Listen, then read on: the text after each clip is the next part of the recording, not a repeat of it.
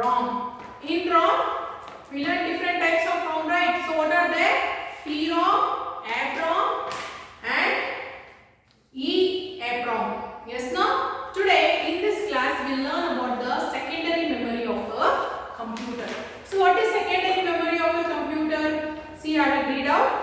This type of memory is also known as external memory or non-volatile memory. These are used for storing data or information permanently. The CPU does not access these memories directly. Instead, they are accessed via input-output routines. Contents of secondary memories are first transferred to the main memory and then the CPU can access them. For examples are disks, CD-ROMs, DVDs, etc. So what is secondary memory? What it is? Secondary memory are nothing but they are external memory. That means they are called as non-volatile memory. That means in this memory, that is the secondary memory, the memory which we are stored in this memory cannot be erased without our permissions. That means if we delete the instructions or data in the secondary memory, that time only it will be erased. But otherwise it will remain forever. Okay. This secondary memory is not directly accessed by the CPU. It is accessed by input or output routine. That means when you give the secondary memory to the CPU, when you connect the secondary memory to the CPU, then the CPU accesses it and then it will find out if there is any problem in the memory. Okay. And the examples for secondary memory are CDs. I hope you all will, I think you all have seen CDs, right? Yes, you will be having a movie in the CD. How will you watch the movie in the CD? You will put the CD inside the CPU, then the CPU will access that memory and then it will display on the monitor, right? Yes, so this CD, DVDs and even pen drives. Now we are using pen drives and this data cables, USB cables. Yes, not to access in the computer. Yes, these and all are called as secondary memory. So in secondary memory, let's see the characteristics of secondary memory. The first characteristics of secondary memory is it is a magnetic and optical memory, also known as backup memory. What it is called as? It is called as magnetic and optical memory, also known as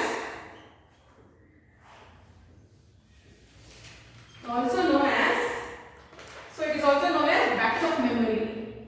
See what it is, the first characteristics.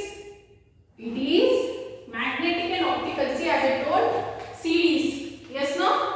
See, it is a optical memory and it is also known as backup memory. That means when you store something in CDs, pen drives and all, it will stay forever. Yes, no? That's why it is called as backup memory. Then the second characteristics is it is non-volatile memory. Why it is non-volatile? Yes, because when the power goes, see, if you put CD in the when you put CD in the CPU and if you are watching movie, suddenly power goes off. So what it again, after 10 minutes power comes on. Then again you can continuously watch the video, the movie. The movie doesn't get erased. That's why it is called as non-volatile memory. Then the next feature is it is used for storage of data in computer. It is used for storage of data. Yes, so students, yes, see, in the CDs, DVDs and all you can store pictures, movies, songs, everything, right? Yes, so it is used to store data. Then characteristics is a computer can run without secondary memory. What does that mean? See, for example, when you doesn't insert any CD or DVD player, like that only you will on the computer. The computer turns on, right? Yes. So without the secondary memory also, computer works its own way only. Then the next characteristics is it is slower than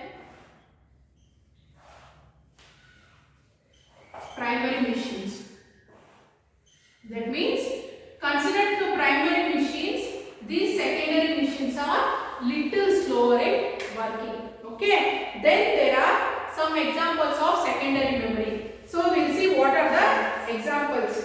The examples are, first one is CD. So what is CD, students?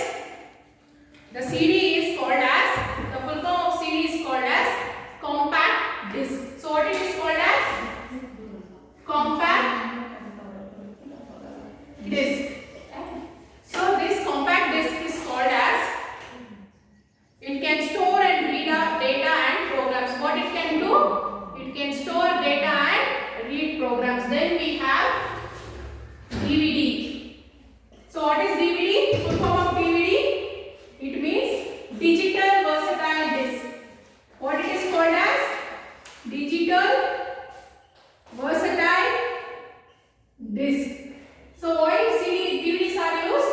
The DVDs are used for, it is flat and round. It looks very similar to CDs. It can store more data than CD. That means it is same like CD, but it can store more data than CD. Then we have hard disk. So what is hard disk? It can contain much more data than either a CD or DVD. The hard disk is placed inside the box, CPU box. See, this hard disk is used inside the CPU box. It can store more data than CD and DVDs. Then we have pen drive. I think nowadays we are using this device, right? Yes, this pen drives we are using. So what is pen drive? It is a pen-like device. Yes, I think you all have seen pen drives, right? It will be in this small size. It will be used, it is like a pen. Then it is attached outside the computer. A pen drive can also store large amount of data. Pen drive is the most convenient storage device to carry data from one place to another, as we can put it in our back pocket. Yes, no? Yes, nowadays this pen drive is used regularly by everyone because it is in small in size and we can carry it anywhere we can. See in the picture they have given, see in the page number 13, CD, hard disk and pen drive. Okay students? Yes, so what have we learned today? We learned about secondary primary. What is secondary primary? Characteristics of secondary primary and types of secondary memories. Okay. So for this class, this is enough students. But you will have homework. The homework is you have to write down this glossaries. The page number 14. They have given 7 glossaries. Please write it down in the 4 lines.